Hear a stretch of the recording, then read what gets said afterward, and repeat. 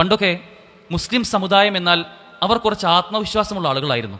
കാരണം അവർക്കൊന്നിനെയും പേടിക്കാനുണ്ടായിരുന്നില്ല. മരണം അതെപ്പോഴും കടന്നു വരാം, അതിനുശേഷം ഒരു ലോകമുണ്ട് എന്നും ആ ലോകമാണ് യാഥാർത്ഥ്യമെന്നും അനശ്വരമെന്നും ശാശ്വതമെന്നും വിശ്വസിക്കുന്ന ആളുകൾക്ക് ഈ ദുനിയാവിലുള്ള പ്രയാസങ്ങൾ എങ്ങനെയാണ് അവർ വേട്ടയാടുക? ആ രൂപത്തിൽ നമ്മെ ട്രെയിൻ ചെയ്ത് പലപ്പോഴും മദ്രസ സംവിധാനങ്ങളിലൂടെ നമ്മുടെ മുൻഗാമികളായ ആളുകൾ, നവോത്ഥാന നായകന്മാർ ഖുത്ബകളിലൂടെ, പ്രസംഗങ്ങളിലൂടെ, ക്ലാസ്സുകളിലൂടെയൊക്കെ നമ്മെ ഉത്ഭുതരാക്കിയിരുന്നു.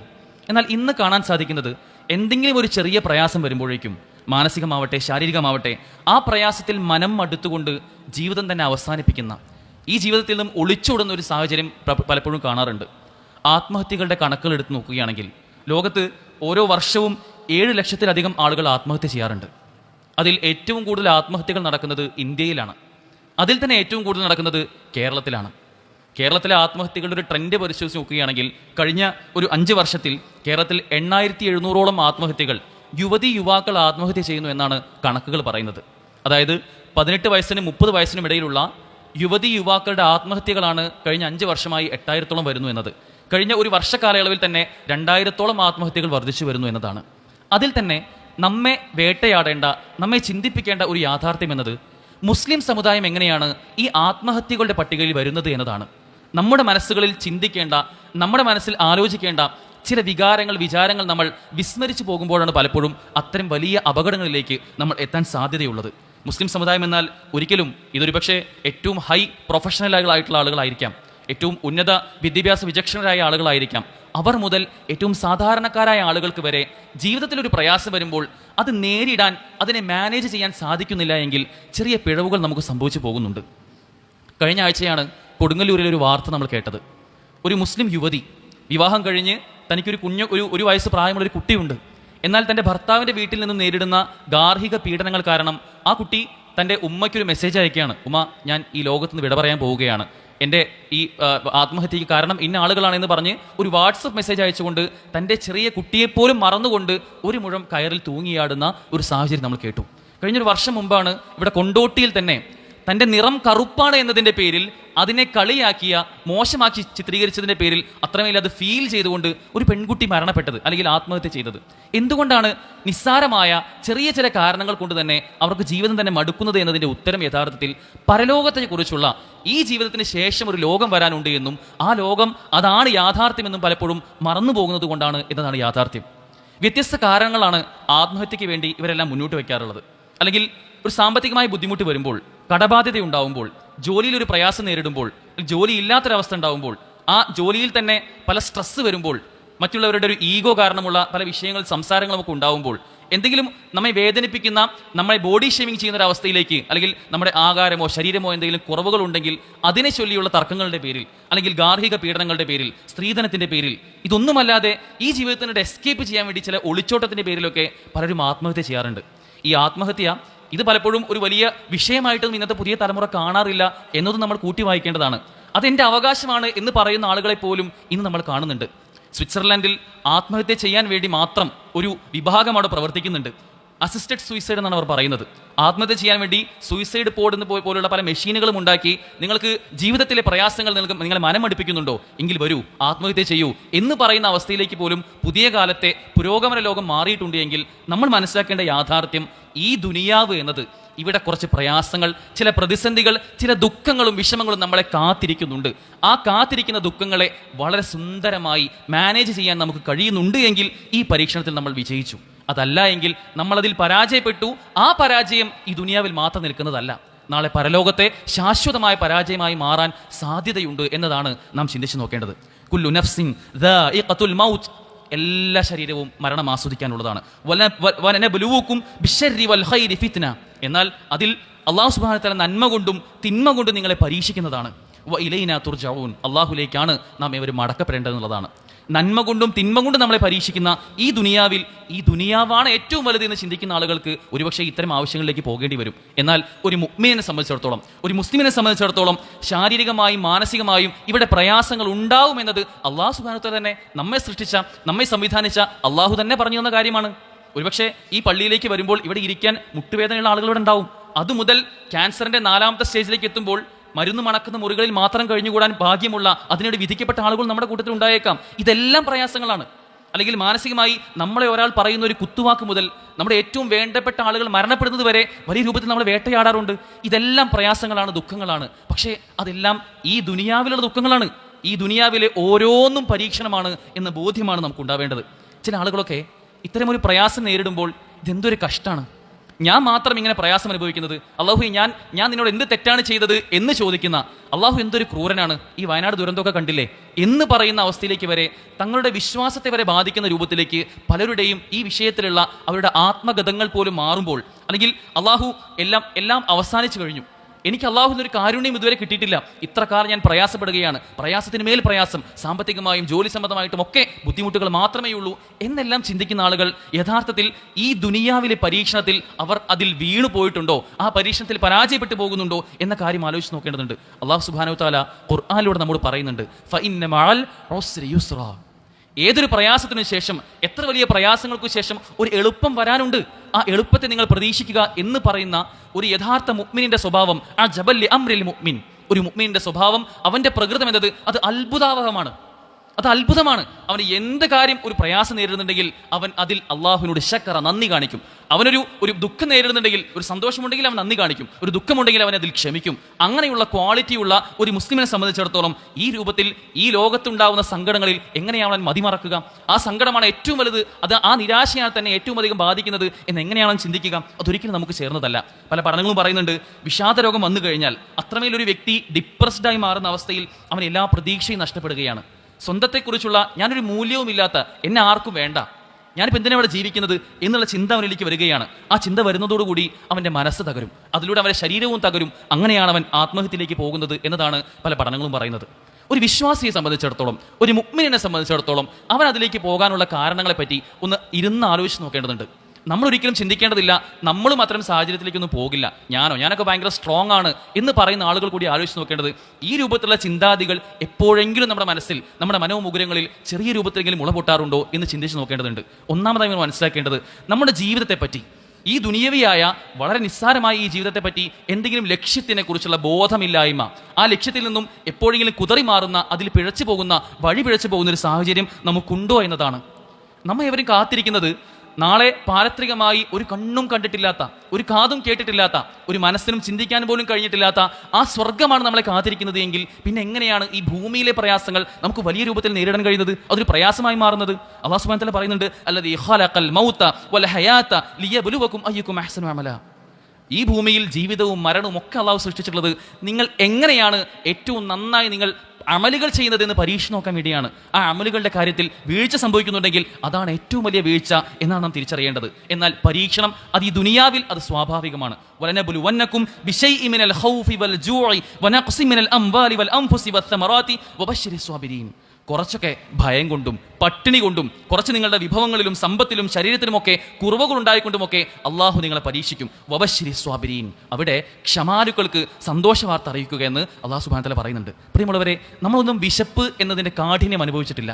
ഇന്നും നമ്മൾ ഈ സന്തോഷത്തോടെ കഴിയുന്ന ഈ ജുമാക്ക് ശേഷം നമ്മൾ പോയി ഭക്ഷിക്കുന്ന ഇഷ്ടമുള്ള വിഭവങ്ങൾ, ഇഷ്ടമുള്ള തോതിൽ നമുക്ക് കഴിയുന്നത് പോലെയൊക്കെ കഴിക്കുന്ന ആ ഭക്ഷണം, അത് ഇന്നും അപ്രാപ്യമായിട്ടുള്ള, ഒരിക്കലും കിട്ടാത്ത ഒരു സമുദായം ഇന്ന് ഈ 21-ാം നൂറ്റാണ്ടിലും നമ്മുടെ കൂടെ സഹവസിക്കുന്നുണ്ട് എങ്കിൽ, ഫലസ്തീനിലെ ആ കുരുന്നുകൾ പട്ടിണി കിടന്ന് അവർ മരിക്കുന്ന ഒരവസ്ഥ വരെ, ഓരോ ദിവസവും 20-30 ഒക്കെ കുട്ടികൾ മരണപ്പെടുന്ന സാഹചര്യം ഇന്നത്തെ കാലത്തുമുണ്ട് എങ്കിൽ നമ്മളൊക്കെ എവിടെയാണ് നമുക്ക് പരീക്ഷിക്കപ്പെട്ടത്? നമുക്ക് എന്ത് പരീക്ഷണമാണ് ഇതുവരെ നേടാൻ കഴിഞ്ഞിട്ടുള്ളത്? അതൊരു വലിയ വിഷയമല്ല എന്ന കാര്യം നമ്മൾ തിരിച്ചറിയേണ്ടതുണ്ട്. നമുക്കൊന്നും അത്രമേൽ പരീക്ഷണം ഉണ്ടായിട്ടില്ല.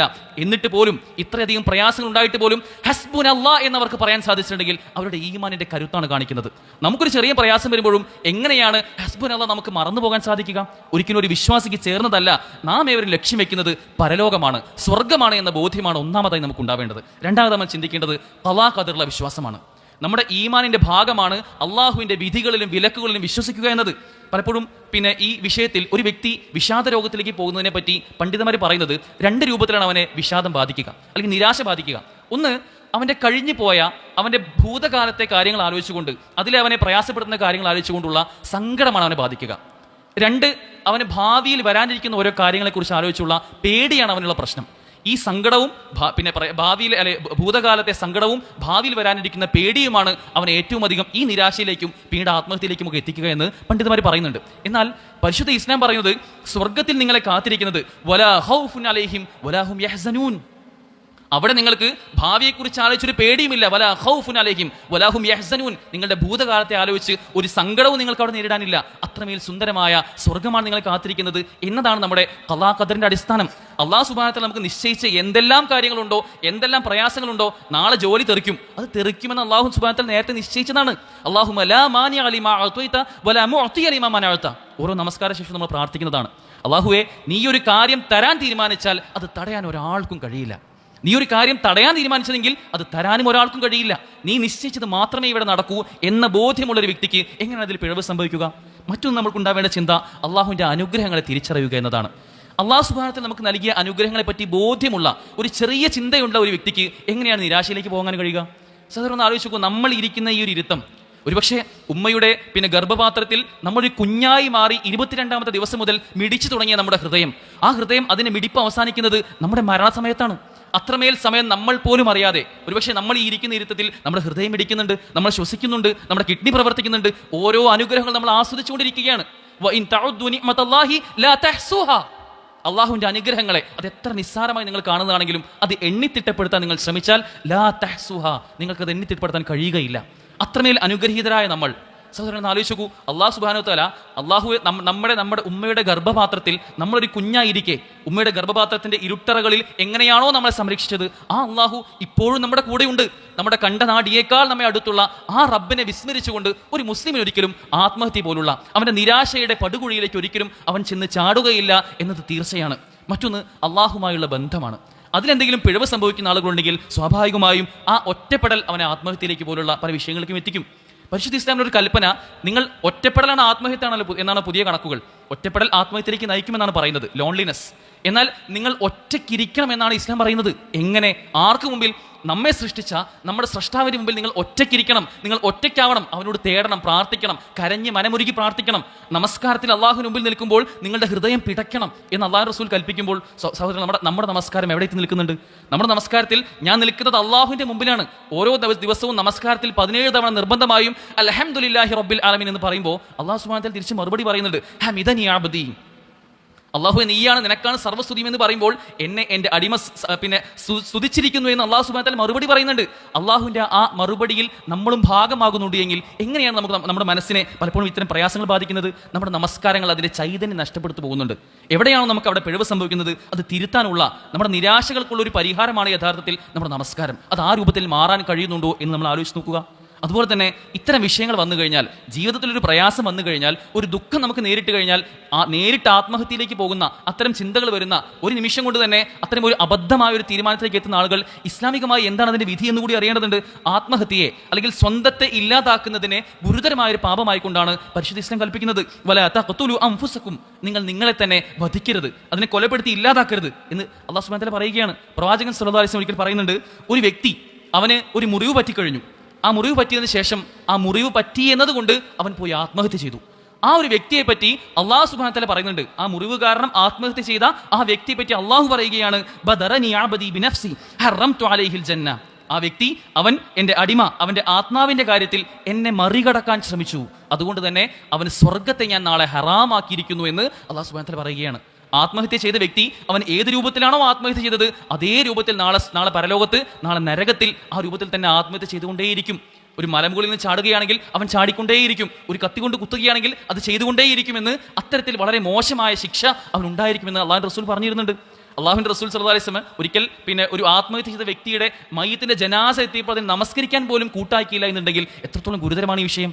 സ്വന്തത്തെ ഹനിക്കാൻ, അതിനെ വധിക്കാൻ ഒരാൾക്കും അധികാരമില്ല എന്ന ബോധ്യം നമുക്കുണ്ടാവുക. യഥാർത്ഥത്തിൽ ഇത്തരം ചിന്തകൾ വരാനുള്ള കാരണം നമ്മുടെ ലക്ഷ്യത്തെക്കുറിച്ചുള്ള കൃത്യമായ ധാരണയില്ലായ്മയാണ്. അതുപോലെ തന്നെ നമ്മളെ പരലോകത്തെക്കുറിച്ചുള്ള, ഈ ജീവിതത്തിന് ശേഷം ഒരു ലോകം വരാനുണ്ട് എന്നും അതാണ് യാഥാർത്ഥ്യമെന്നുള്ള ബോധ്യമില്ലായ്മയാണ്. അതുപോലെ തന്നെ പരിശുദ്ധ ഇസ്ലാമിനെ കുറിച്ചുള്ള കൃത്യമായ പഠനവും മനനവും ഇല്ലാത്തത് കൊണ്ടാണ് എന്ന് മനസ്സിലാക്കുക. അത്തരം ചിന്തകൾ ഒരിക്കലും നമുക്ക് വരാതിരിക്കാനുള്ള എല്ലാ ശ്രദ്ധയും ജാഗ്രതയും ഉണ്ടാവുക. അല്ലാഹു സുബ്ഹാനഹു വ തആല അനുഗ്രഹിക്കുമാറാകട്ടെ.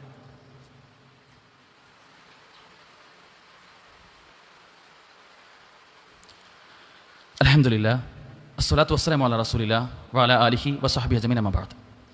സഹോദരങ്ങളെ, ജീവിതത്തിലെ ഏതേത് പ്രയാസങ്ങളിലും പ്രതിസന്ധികളിലുമൊക്കെ അള്ളാഹു സുബ്ഹാനഹു വ തആല എന്താണ് നമ്മോട് കൽപ്പിച്ചത്, എന്താണ് വിരോധിച്ചത്, എവിടെയാണ് നാം നിൽക്കേണ്ടത് എന്ന് കൃത്യമായ കൽപ്പനകളുള്ള ആളുകളാണ് വിശ്വാസികൾ.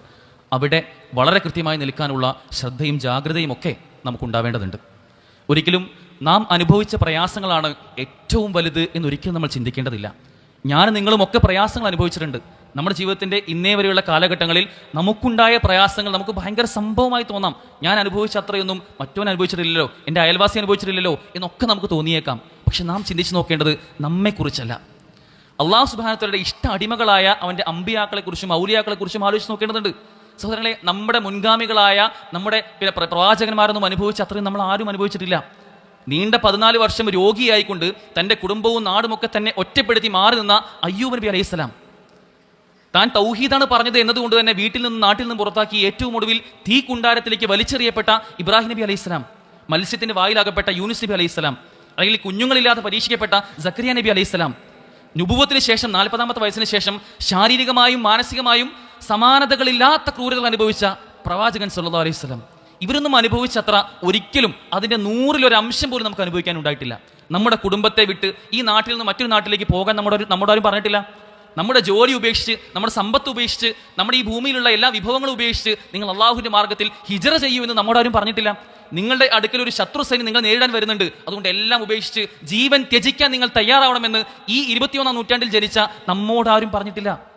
നമുക്ക് നേരിടാനുള്ളത് മാനസികമായും ശാരീരികമായിട്ടൊക്കെയുള്ള വളരെ നിസ്സാരമായ ചില പ്രയാസങ്ങളാണ്. ആ പ്രയാസങ്ങൾ ഉണ്ടാവുക തന്നെ ചെയ്യുമെന്ന് നമ്മെ സൃഷ്ടിച്ച അള്ളാഹു നമ്മോട് പറഞ്ഞിട്ടുണ്ട്. എങ്കിൽ അതിനെ കൃത്യമായി മാനേജ് ചെയ്യാൻ, ആ പ്രയാസങ്ങൾ അതല്ല ഏറ്റവും വലുതെന്ന് ചിന്തിക്കാൻ, അതിനെക്കുറിച്ചുള്ള കൃത്യമായ ബോധ്യമുണ്ടാവുന്ന ആളുകളായി നമ്മൾ മാറേണ്ടതുണ്ട്. ഇന്നാ ലില്ലാഹി വ ഇന്നാ ഇലൈഹി റാജിഊൻ എന്നാണ് ഒരു ബുദ്ധിമുട്ട് നമ്മൾ നേരിട്ട് കഴിഞ്ഞാൽ, ഒരു പ്രയാസം കണ്ടു കഴിഞ്ഞാൽ, ഒരു മരണ വാർത്ത അറിഞ്ഞു കഴിഞ്ഞാൽ നമ്മൾ പറയേണ്ടത് ഇന്നാ ലില്ലാ, ഇതെല്ലാം അള്ളാഹുലേക്കാണ്, അള്ളാഹുൽ എന്നുള്ളതാണ്. വ ഇന്നാ ഇലൈഹി റാജിഊൻ, തീർച്ചയായും നമ്മൾ മടക്കപ്പെടുന്നതും അള്ളാഹുലേക്ക് തന്നെയാണ് എന്ന് പറയുന്ന ഓരോ ദിവസവും രാവിലെ എഴുന്നേൽക്കുമ്പോൾ അൽഹംദുലില്ലാഹില്ലദീ അഹ്യാനാ ബഅദമാ അമാതനാ വ ഇലൈഹി നുശൂർ, അള്ളാഹുവേ എന്നെ ഈ ഉറക്കത്തിൽ നിന്നും ഉണർച്ചയിലേക്ക്, ഈ പ്രഭാതത്തിലേക്ക്, ഒരു മരണത്തിന് ശേഷം ജീവിതത്തിലേക്ക് കൊണ്ടുവന്ന റബ്ബേ, നിനക്കാണ് സർവ്വസ്തുതിയും, നിന്നിലേക്ക് തന്നെയാണ് ഞങ്ങൾ മടക്കപ്പെടുന്നത് എന്ന് ഒരു രാവിലെ എഴുന്നേൽക്കുമ്പോൾ പ്രാർത്ഥിക്കുന്ന ഒരു മുസ്ലിമിന് എങ്ങനെയാണ് പ്രയാസമുണ്ടാവുക? ഒരിക്കലും നമ്മൾ ആ രൂപത്തിലേക്ക് പോകാൻ പാടില്ല. നമ്മുടെ വിശ്വാസത്തെ ബാധിക്കുന്ന എന്തെല്ലാം വിഷയങ്ങളുണ്ടോ, നമ്മെ ലക്ഷ്യബോധത്തിൽ നിന്നും തെറ്റിക്കാനുള്ള എന്തെല്ലാം കാര്യങ്ങളുണ്ടോ അതിൽ നിന്ന് മാറി നിൽക്കാനും കൃത്യമായി അള്ളാഹുവിലുള്ള വിശ്വാസം ഊട്ടിയുറപ്പിക്കുവാനും അള്ളാഹുവിൻ്റെ ഖദാഇലും ഖദറിലും ഒക്കെയുള്ള വിശ്വാസത്തെ ഏറ്റെടുക്കുന്ന ആളുകളായിക്കൊണ്ടും അള്ളാഹുവിൻ്റെ അനുഗ്രഹങ്ങളെ പറ്റി കൃത്യമായ ധാരണയുള്ള ആളുകളായി മാറാനും അള്ളാഹുമായുള്ള ബന്ധം, നമ്മുടെ നമസ്കാരം അടക്കമുള്ള കാര്യങ്ങൾ കൃത്യമായി ഏകോപിച്ച് കൊണ്ടുപോകുന്ന അതിൽ ചിട്ടയുള്ള ആളുകളായി മാറുവാനും, നമ്മുടെ ആത്മഹത്യ പോലുള്ള ഇത്തരം വിഷയങ്ങളൊക്കെ വരുമ്പോൾ അതിനെപ്പറ്റിയും എല്ലാ ധാരണകളും, എന്താണ് ഇസ്ലാം ഓരോ വിഷയത്തിലും പറയുന്നത് എന്നതിനെക്കുറിച്ചുള്ള കൃത്യമായ പഠനവും ഒക്കെയുള്ള ആളുകളായി മാറാൻ നമുക്ക് സാധിക്കേണ്ടതുണ്ട്. അത്തരത്തിൽ അള്ളാഹുവിൻ്റെ കൽപ്പനകളെ കൃത്യമായി പാലിക്കുന്ന, അള്ളാഹുവിൻ്റെ വിരോധനങ്ങളെ കൃത്യമായി മാറ്റി നിർത്തുന്ന ആളുകളായി നമുക്ക് മാറാൻ സാധിക്കേണ്ടതുണ്ട്. അള്ളാഹു അതിനുള്ള തൗഫീഖ് നമുക്ക് ഏവർക്കും നൽകി അനുഗ്രഹിക്കുമാറാകട്ടെ.